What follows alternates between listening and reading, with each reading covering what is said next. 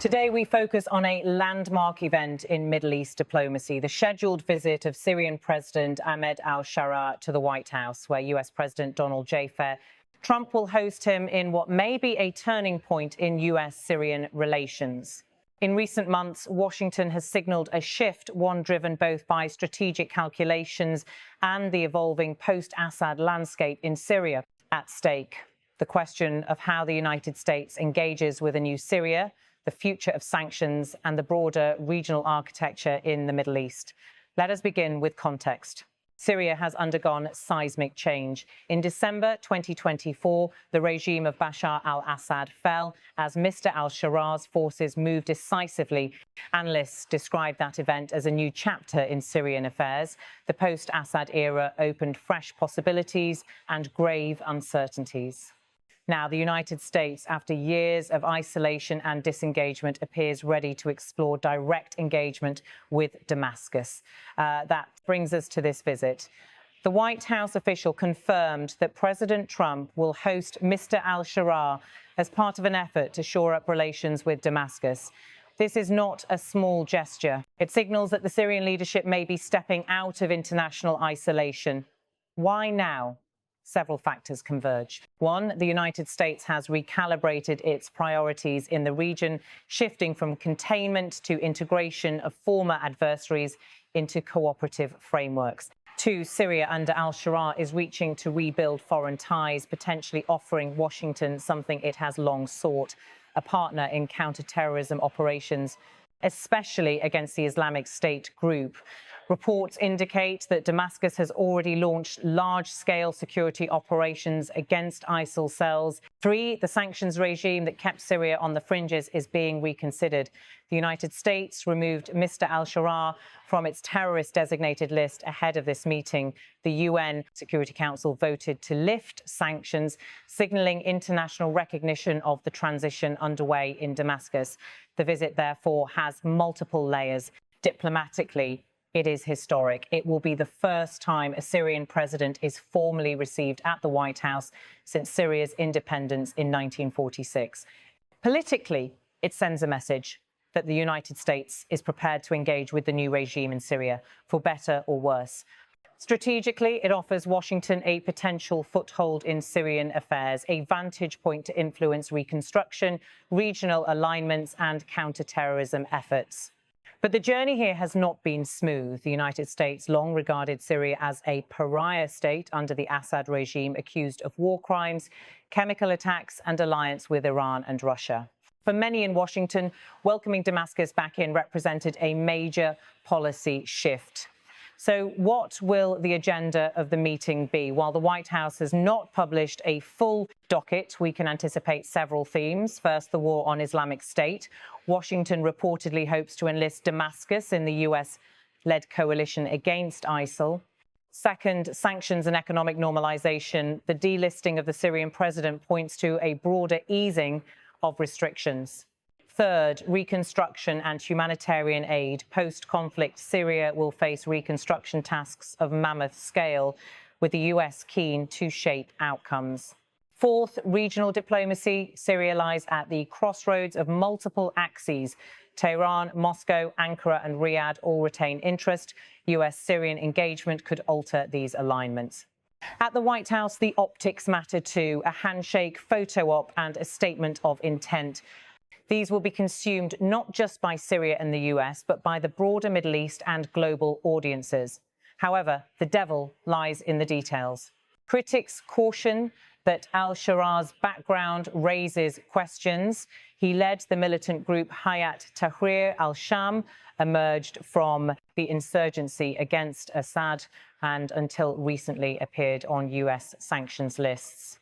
So for Washington, engaging Syria carries reputational and operational risk. Is the new leadership credible, stable, inclusive? Will they honor commitments on human rights, war crimes, accountability, or state building? Will engagement reward past malign behavior, or will it drive reform? Furthermore, Syria remains a divided country, Kurdish-controlled northeast, Turkish-influenced zones in the north, Iranian and Russian footprints, pockets of remaining insurgency. The new leadership under al-Sharaa inherited a fractured state, and rebuilding it will take years. Elections, constitution writing, institutional reform all lie ahead. He himself has said elections might take 4 to 5 years. From the US side, the calculus is intricate. President Trump comes into this with clear motivations. He seeks diplomatic wins, wants to show he is returning the US to the center of the geopolitical stage, and aims to reset alignment in the Middle East. Syria offers a canvas for such a reset. But he also faces domestic and international pressures. Human rights groups, congressional skeptics, regional partners uneasy about rapprochement with Damascus. Moreover, any agreement signed must be credible. Will Syria deliver on counter-terrorism? Will it restrain Iranian influence? Will it open access for reconstruction funds? Will it sit at tables with Israel, the Gulf states, and Turkey in new configurations? These are big questions. One cannot ignore the regional dimension. Syria sits between Lebanon, Israel, Jordan, Turkey, and is firmly within Tehran's strategic rear for Iran's axis of influence. A US-Syria rapprochement could unsettle that network. Israel, for instance, may see a Syrian-US alignment as threatening unless its concerns, southern border demilitarization, Iranian proxy presence are addressed. Turkey may view a stronger Damascus as a threat or opportunity, depending on its Kurdish policy. Gulf Arab states may see this as a chance to mediate or force concessions. Thus, the White House meeting may ripple across the region in unexpected ways. Beyond geopolitics, the human story matters. Syria has suffered over a decade of war, displacement, destruction, and trauma. The population awaits reconstruction, jobs, schools, hospitals, stability. The international community watches to see whether Syria's leadership will pivot from warlord politics into state building and governance. Mr. al-Sharaa's agenda includes drafting a new constitution and holding elections, albeit in a multi-year timeframe. This visit brings hope for Syrians, but also caution. Will foreign capital flow? Will refugees be able to return safely? Will the social fabric heal? US involvement could catalyze progress or provoke pushback if mishandled. The White House meeting, therefore, is a strategic bet. For the United States, can it shape Syria's next phase, steer Damascus away from Iran, Russia dominance, and embed Syria in a cooperative architecture rather than isolation? For Syria, can it gain legitimacy, attract reconstruction funds, and secure a place in the region's future without surrendering sovereignty or being constrained by foreign powers? What the meeting will not instantly change: Syria's war-torn infrastructure, deep ethnic and sectarian divisions, and the heavy presence of militias turned state actors.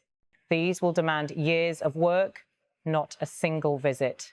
Let us break down the likely communications coming out of the meeting. First, a joint statement emphasizing counter-terrorism cooperation, respect for Syrian territorial integrity, and perhaps the beginning of a phased lifting of sanctions. Second, the US may announce some early aid or reconstruction projects tied to reform benchmarks. Third, the White House may signal readiness to convene broader talks on Syria's future, reconstruction, refugees, regional security. Fourth, an acknowledgement from Syria that it will engage with the international community and abide by some standards of transparency and human rights, though the wording will likely be cautious. The press conference will matter. What Mr. Trump says, what Mr. al-Sharaa commits to the rhetoric will set the tone for months to come. Meanwhile, we must consider the risks. If Syria fails to deliver on commitments, US credibility could be damaged, and regional partners may view the rapprochement as a strategic mistake. If the US loosens sanctions too quickly, it could be seen as rewarding bad behavior. If Syria uses the meeting purely for diplomacy while entrenching authoritarian controls, then the outcome may be expensive and hollow. Another risk: domestic US politics. Congress may resist aid for Syria or demand accountability for war crimes. Human rights groups may protest any normalization with a regime formed from an insurgent movement carrying heavy baggage. From the Syrian view, al-Sharaa must balance multiple stakeholders, former rebel factions, ethnic minorities, Kurds, local power brokers, Russia, Iran, Turkey. The White House visit gives him international legitimacy, but also raises expectations. He will need to deliver stability, rebuild trust in state institutions, and navigate the reconstruction economy. He must show that the post-Assad Syria is not simply another version of the old regime, but something different. Failing this, internal fractures could deepen, external partners may withdraw, and the visit might be seen as symbolic rather than catalytic. In short, this meeting at the White House is both bold and delicate. It underscores that the Middle East is in motion. Alliances, sanctions, regional rivalries, all are being rewired. President Trump's initiative may place the United States into the heart of Syria's next chapter, but success will depend on follow-through, on building institutions, on delivering reforms, not just on the photo op. For journalists, analysts, policymakers and citizens, this is a moment to watch closely. The signals sent will resonate far beyond Washington and Damascus. Let us conclude. The scheduled visit of Ahmed al-Sharaa to the White House is not merely a meeting.